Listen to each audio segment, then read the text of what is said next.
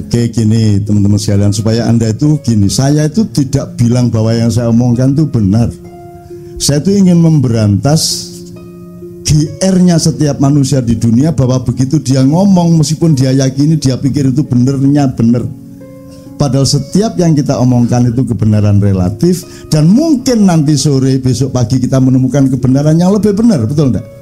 Jadi semua yang saya omongkan itu juga jangan dianggap benar. Bahan saja, siapa tahu melalui omongan ngawur saya itu Anda oleh Allah diberi hidayah untuk menemukan kebenaran. Kan gitu. Jadi jangan percaya sama saya. Sebodoh-bodoh manusia adalah yang percaya kepada saya. Salahmu dewe.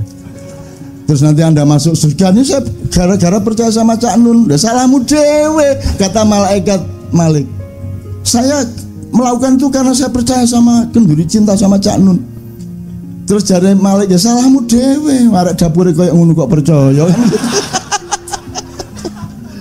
Jadi jangan percaya saya kesini ini tidak supaya Anda percaya sama saya. Saya kesini ini mengajak Anda untuk percaya yang wajib dan sah dan tepat untuk kita percaya, yaitu Allah dan Rasulullah SAW. Menurut ya caranya ya. Oke, kembali ke iblis.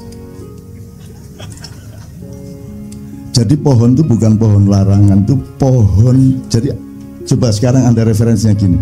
Allah itu di Quran, asalkan dia memberi gambaran sesuatu mengenai misalnya kalimat yang baik, peradaban yang baik, kebudayaan yang baik, pemerintahan yang baik, selalu pakai pohon. Wa mathalu kalimatin thayyibatin kasyajaratin thayyibatin atluha tsabit wa far'uha fis sama. Kan gitu. Jadi pohon itu selalu menjadi idiomatiknya Allah untuk menggambarkan sesuatu. Jadi pohon yang didekati Adam itu karena Adam masih baru akan sekolah di dunia. Kamu jangan dekat-dekat kepada pohon yang kamu tidak akan paham. Itu S3-nya surga. Jadi bukan larangan. Gitu loh. Kamu wali kota belum selesai kok kamu sudah gubernur. Gubernur baru sebentar kok sudah presiden. Tak datengin iblis loh nanti. Kira-kira loh ya. Ya aku nggak ngomongin siapa-siapa, aku cuma memberi gambaran-gambaran bahwa asosiasimu ke sana memang benar. Tapi kan saya nggak ganggu toh. Saya kan nggak ganggu, saya nggak pernah ngapa-ngapain, saya oke-oke saja. Saya tidak ada urusan sama dunia ini. Kamu telan semuanya, aku tidak ada masalah. Gitu loh. Kalau aku anti korupsi, aku tidak eman emasnya, tidak eman duitnya. Tidak boleh aku eman duit atau emas. Yang aku eman adalah kenapa engkau berbuat jahat sehingga akan merugikan dirimu, merugikan anakmu, keluargamu, dan masa depanmu di depan Allah Subhanahu wa Ta'ala. Kan gitu. Yuk, iblisnya sudah ya, teman-teman sekalian. Kita kembali ke puasa. Jadi sekarang imsak tadi ya. Imsak. Jadi imsak itu kapan waktunya? 10 menit sebelum azan subuh. Coba ini jawaban kayak begini ini bagaimana coba? Coba ini kok banyak lah. Lah masa dire imsak itu waktunya kapan? Dia bilang 10 menit sebelum azan subuh. Coba bagaimana tuh jawabannya? Imsak itu dari subuh sampai maghrib. Bagaimana sih? Imsak itu artinya Anda membatasi diri, menahan diri. Tumsiku, Anda mengendalikan. Imsak itu pengendalian. Jadi imsak itu waktunya dari subuh ke maghrib. Ayo kok tadi jawabnya 10 menit sebelum zuhur. Lara-ara ini. Loh, wong kamu itu urusan satu kata belum beres mau ngurusi Ahok, itu bagaimana? Ya enggak apa-apa, ini guyon deh. Cinta tanpa guyon itu kan bagaikan roti tanpa sambel ya apa gitu. Gitu ya Mas ya. Maka sebenarnya saya sayang sekali kemarin Ramadan tidak bisa ke KJ karena giliran sama Leto sama Noe. Sebenarnya saya ingin kasih saran Anda untuk melakukan ijtihad dan eksperimentasi di masjid Anda masing-masing di kampung. Jadi imsak itu ketika 10 menit sebelum subuh itu kan memperingatkan sebentar lagi kamu harus menahan diri. Jadi sebenarnya kata-katanya imsak itu mengingatkan bahwa nanti kamu harus imsak. Bukan ini sudah imsak, bukan. Nah begitu Allahu Akbar, imsak dimulai. Kan gitu. Jam 7 imsak, 8 imsak, 9 imsak, siang imsak sampai jam 4 sampai jam baru nanti jam 6 kurang dikit baru imsaknya selesai. Jadi saya itu ingin menyarankan Anda mulai Ramadan depan itu sebanyak-banyaknya ucapkan imsak di masjid. Jadi Anda kalau mulai jam 11 mulai agak lapar, Anda ke masjid imsak. Nah, 3 kali gitu ya. Terus nanti jam 1 udah lapar-laparnya itu, Anda ke masjid lagi untuk supaya memberi semangat kepada orang yang berpuasa. Imsak gitu. Terus jam 3 itu juga sudah mulai, wah buka masih lama gitu.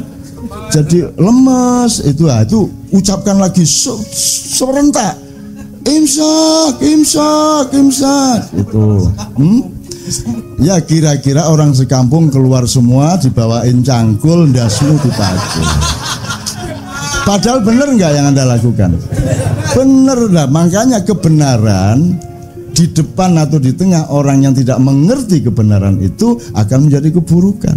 Kan begitu. Jadi kalau ada yang berani mencoba, saya seneng loh itu. Saya seneng ya. Seneng aku. Kalau ada yang berani, masya Allah, ya Allah. Kalau Anda mati syahid yes.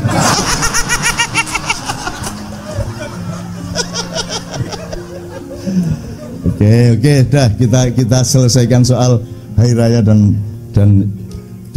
puasa ya. Puasanya masih banyak. Saya banyak nulis tentang puasa akhir-akhir ini juga. Saya juga punya buku yang kemarin sangat diandalkan di toko buku itu, dan Tuhan pun berpuasa.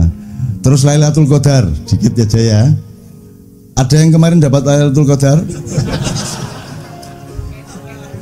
Menurut Anda Lailatul Qadar itu apa, Mas? Lailatul Qadar apa Lailatul Qadar itu kira-kira? Coba Fami. Lailatul Qadar piye? Coba Mi. Kalau di Al-Quran Lailatul Qadar itu malam turunnya Al-Quran. Terus ke orang pada nunggu Lailatul Qadar? Mungkin karena mereka mendapat informasinya lebih mulia dari 1000 bulan. Nah ya. Terus mereka kan bayangin dapat Lailatul Qadar kan dapat rezeki banyak, dapat uang 5 gebok, dapat lotre, ditelepon suruh jadi menteri, gitu kan? Lailatul Qadar gitu kan? Tidak ada yang namanya Lailatul Qadar diturunkan dari langit. Yang ada Quran diturunkan, dan ketika Quran diturunkan maka malam itu menjadi Lailatul Qadar. Jadi Lailatul Qadar itu tempatnya, wadahnya, momentumnya, bukan barang yang turun dari langit. Yang turun dari langit adalah Al-Quran. Lah kok kamu menunggu Lailatul Qadar, wong Quran sudah turun dari dulu kok. Kan itu ya apa karepmu? Kok nunggu ini malam ganjil loh, ini Lailatul Qadar. Lah Qur'annya udah turun dari dulu kok. Kok kamu tunggu-tunggu? Iki sebenarnya bagaimana pengertiannya ini? Sudah dari dulu Quran turun kok. Kamu belum lahir Quran wis jangkep kok. Kok kamu tunggu-tunggu Lailatul Qadar? Ayo piye pengertiannya? Ayo coba, Mi. Kira-kira gampang kok, kalau di Ma'iyah gampang jawabnya. Ma'iyah kok. Begitu Al-Quran entah satu biji ayat, entah satu biji pemaknaan, hikmah atau apapun kamu pakai dalam hidupmu, berarti dia turun di dalam jiwamu, maka itulah Lailatul Qadar. Dan begitu. Tidak penting siang atau malam. Emang siang dan malam itu bedanya apa? Kalau tidak percaya tanya sama yang buta. Kalau kamu bedakan siang terang benderang ngarepe wong picek kan, ayo ngomong. Coba, kalau ada orang buta, misalnya di asrama orang buta, terus Anda jadi saudara, bedanya siang dan malam itu kira-kira ya apa tinara itu? Sik dolekno watu rek, watu. Jadi malam dan tidak malam, terang dan gelap itu kan hanya urusan panca indera. Betul enggak? Begitu panca indera enggak ada, dia sudah tidak gelap, tidak terang. Apakah hidupmu hanya panca indera? Atau lebih tinggi dan lebih dalam dari panca indera? Apakah cinta bisa engkau pandang? Bisa engkau dengarkan? Yang bisa engkau dengarkan adalah ucapan yang seolah-olah mencintaimu. I love you. Kamu dengarkan. Tapi cinta yang sejati bisa kamu dengarkan dengan panca inderamu? Gak bisa kan? Gak bisa. Maka Lailatul Qadar juga tidak bisa. Jadi Lailatul Qadar itu milikmu. Kapan saja kamu ambil ayat itu, kamu berlakukan dalam hidupmu, itulah Lailatul Qadar. Maka kita subjeknya. Jangan nunggu-nunggu.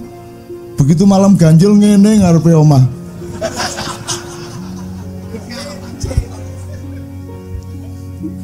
Ditekani jin kapok kono. Gitu ya, itu Lailatul Qadar. Sekarang kita cicil lagi. Ini seneng aku gudong-gudong ini.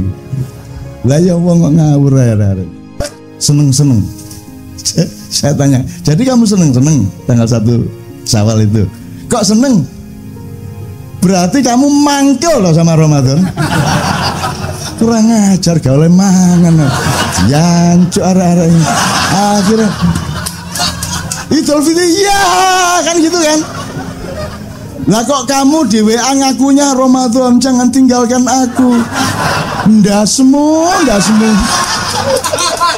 Ayo. Lah kok kamu bilang hari raya, berarti kamu sedang merayakan sesuatu. Apa yang kamu rayakan? Ngaku aja. Yang kamu rayakan pada 1 Syawal itu apa? Karena kamu pagi-pagi boleh ngopi, itu kan? Gitu. Ngaku aja. Lah iya. Terus mari ngono konser. Sedih hatiku. Karena Ramadan akan berlalu. Nek Ramadan iso ngomong langsung taek.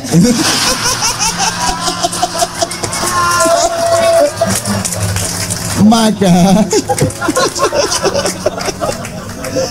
jadi fitri itu ada 2 makna epistemologisnya, harfiahnya. Satu, fitri dalam arti keaslian, genuinitas, originalitas, kefitrian, aslimu itu seperti itu.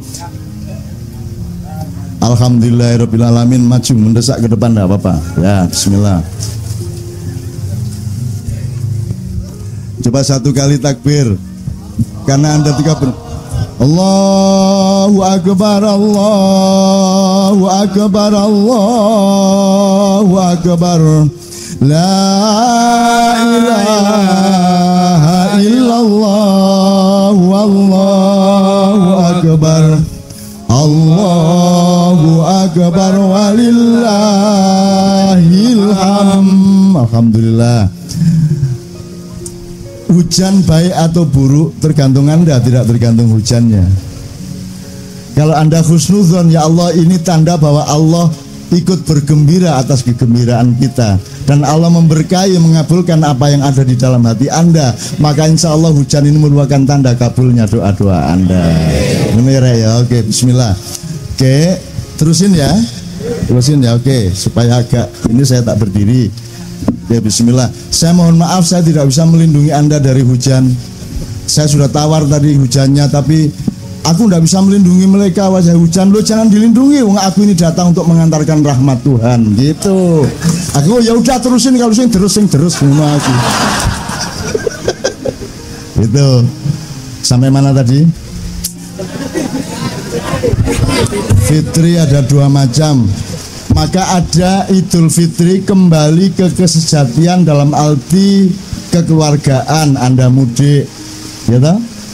Anda kembali ke asal-usul Anda, kultural, kami kembali ke kampung halaman, sampai nanti kembali kepada sejatinya dirimu itu siapa.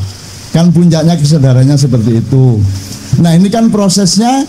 Kalau cuma mudik dan kembali ke kampung kan kita bisa bareng-bareng, tapi begitu sudah mulai balik ke dirimu yang sejati, dirimu yang sebenarnya, kan sudah merupakan permenungan atau urusan masing-masing tafakur masing-masing. Ini yang makna pertama. Yang kedua, kalau saya sarapan, bahasa Arabnya aftur. Kalau sarapan, bahasa Arabnya futur. Kalau makan entah siang, entah sore, entah malam itu, jadi Idul Fitri itu juga berarti kembali makan. Bahasa Jawanya mbadok maneh. Saya tanya sama Anda, kalau melihat budaya puasa dan hari raya selama ini, Idul Fitri itu bermakna yang pertama apa yang kedua? Yang kedua. Yang dirayakan tadi yang pertama apa yang kedua? Yang kedua. Jadi sebenarnya Anda ini binatang apa manusia? Ya tidak apa-apa, ya tidak apa-apa lah. Jadi memang kita sedang seneng-seneng. Aslinya ketika kita khusyuk, yang kita rayakan itu Ramadan. Jadi hari raya itu sepanjang Ramadan. Kalau kita ngomong rohani, karena lebih tinggi mana kebaikan atau kegembiraan? Oke, diatur lagi. Lebih bermakna mana lapar atau kenyang? Lapar. Lebih sehat mana lapar apa kenyang? Lapar. Jadi sebenarnya yang dirayakan itu yang lebih tinggi apa yang lebih rendah?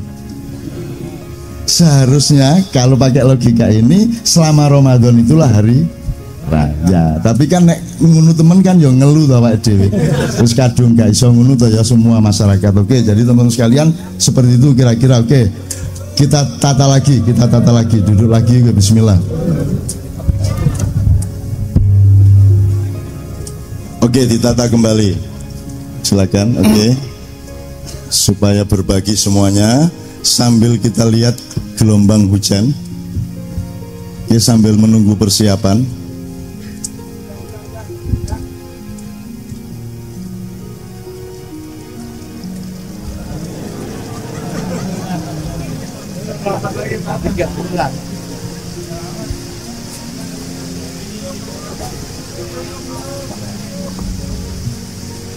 Saya ngelihat ya, hujan reda, keras lagi, itu saya lihat wajah Anda.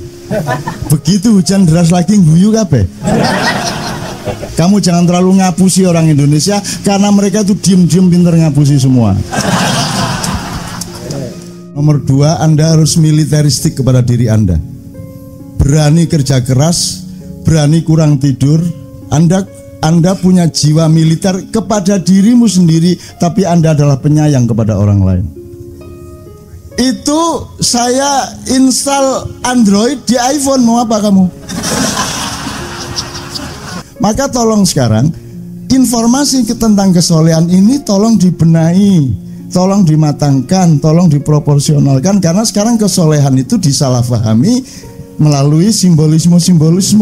Padahal kesolehan itu adalah orang yang rajin sholat, benar juga, tapi tidak cukup. Tidak ada kesolehan pribadi tok, tidak ada. Kalau kesolehan pribadi tok itu tidak soleh namanya. Ada yang mengatakan, kalau perlu selama Ramadan jangan ketemu manusia, kita hanya ketemu Allah. Ada yang mengatakan begitu? Ada toh? Dengar hari ini. Allah tersinggung kalau engkau ketemu Allah dan kamu lupa pada manusia. Hei, manusia itu ciptaanku, kenapa engkau datang kepadaku dan melupakan ciptaanku? Engkau cinta Allah, aplikasinya adalah engkau cinta kepada makhluk-makhluknya dong.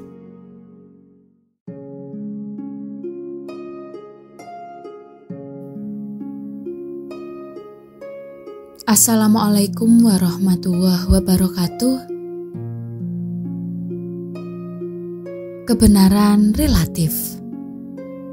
Ketika ada orang yang mengingatkan kesalahan, justru yang perlu dicari dari orang lain adalah, aku tidak akan pernah menuduh siapapun sebagai pelaku dosa.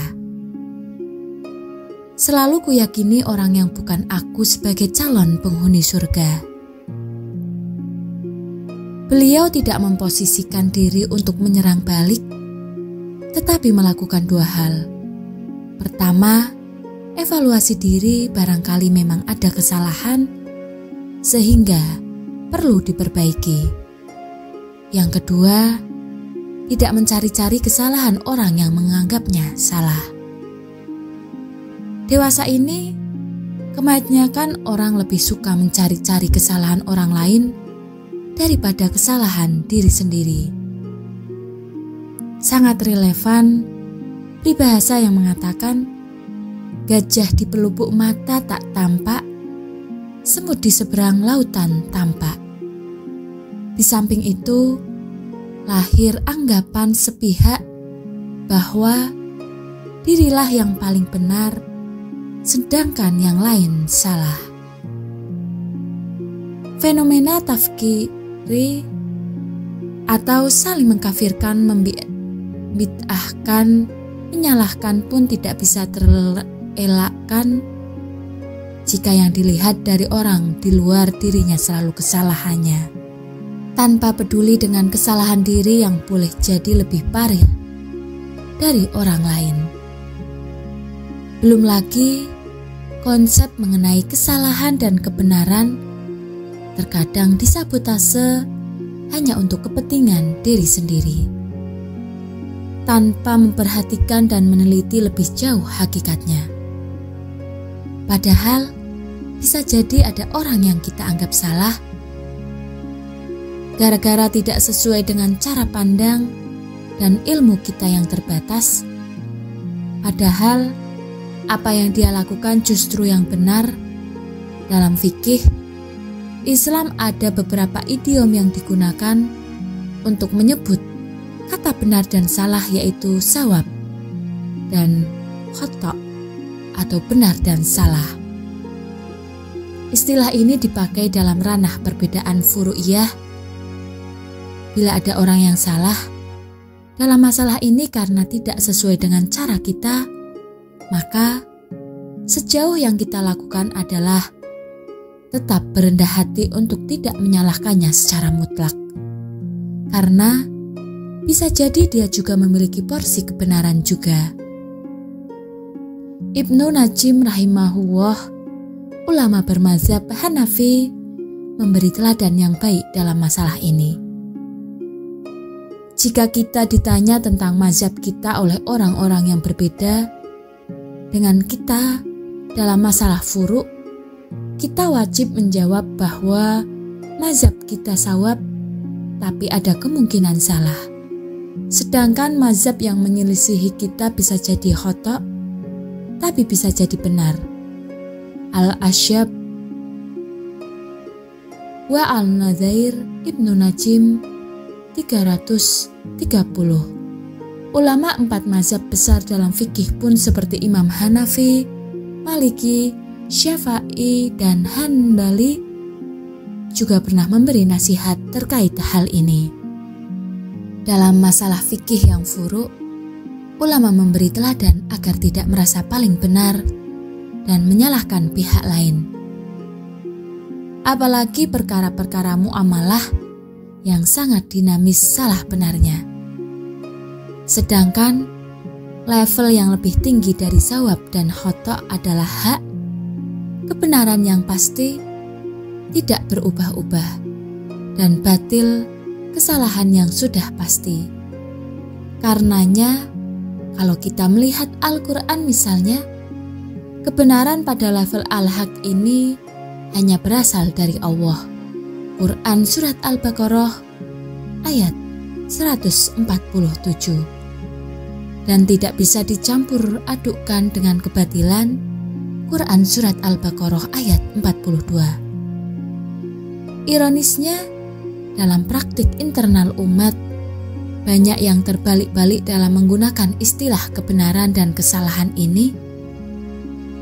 Ada orang yang melakukan kesalahan dalam kadar khata' tapi sudah dianggap batil, sedangkan yang batil diperlakukan sebagai khata'.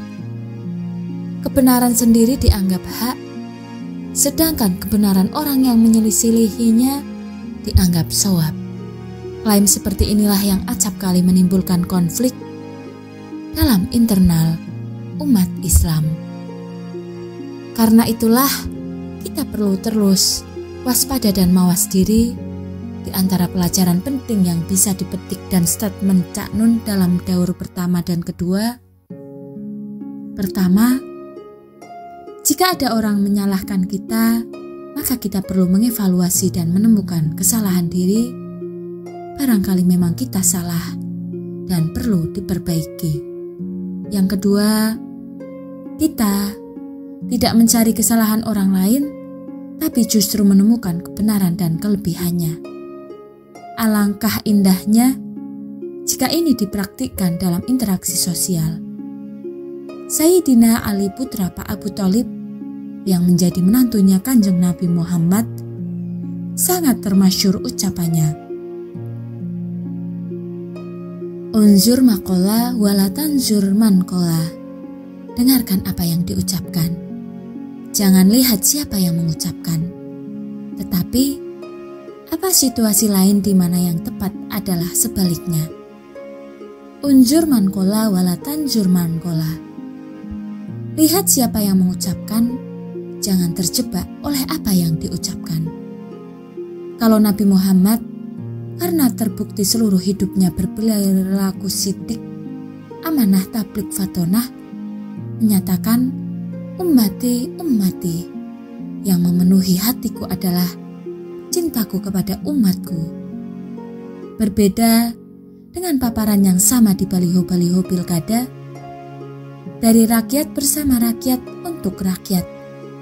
Kalau kita-kita ini bilang cinta kita murni dan bukan alat untuk meraih kekuasaan, tidaklah sama dengan Nabi Muhammad yang terbukti menolak ditawari oleh Tuhan untuk menjadi vulkan Nabiyah, Nabi yang raja dengan dibekali gunung emas antara Mekah Madinah. 312 miliar tahun pancaran air Zam-Zam serta kandungan tambang-tambang minyak dan energi. Putra Pak Abdullah yang sejak sebelum menjadi nabi sudah dijuluki oleh masyarakat sebagai yang terpercaya. Al-Amin memilih menjadi abdan Nabiyah, nabi yang rakyat jelata, tidak pernah berkuasa di Mekah maupun Madinah. Ditaati karena pengayumannya, dicintai karena kemuliaan dan kewibawaannya. Manusia zaman sekarang ini menunjukkan watak utamanya adalah vulkan Malika, ingin jadi raja, penguasa, politik maupun ekonomi. Sangat sedikit yang abdan abdiyah, hamba yang menghamba, pelayan yang melayani. Yang karena ia hamba dan pelayan, maka ia menghamba dan melayani. Yang karena ia menghamba dan melayani, maka ia hamba dan pelayan. Ada orang sekarang yang seperti itu, tetapi tak seorang pun mempercayainya. Sesampai ketika akhirnya mereka terpojok dan terpaksa berlindung kepada hamba itu. Mari kita perlu terus waspada dan mawas diri. Yang pertama, ketika ada orang yang menyalahkan kita, maka kita perlu mengevaluasi dan menemukan kesalahan diri. Barangkali memang kita salah dan perlu perbaikan. Kemudian, kita tidak perlu mencari kesalahan orang lain, tetapi justru menemukan kebenaran dan kelebihannya. Sekian yang dapat kami sampaikan. Wassalamualaikum warahmatullahi wabarakatuh.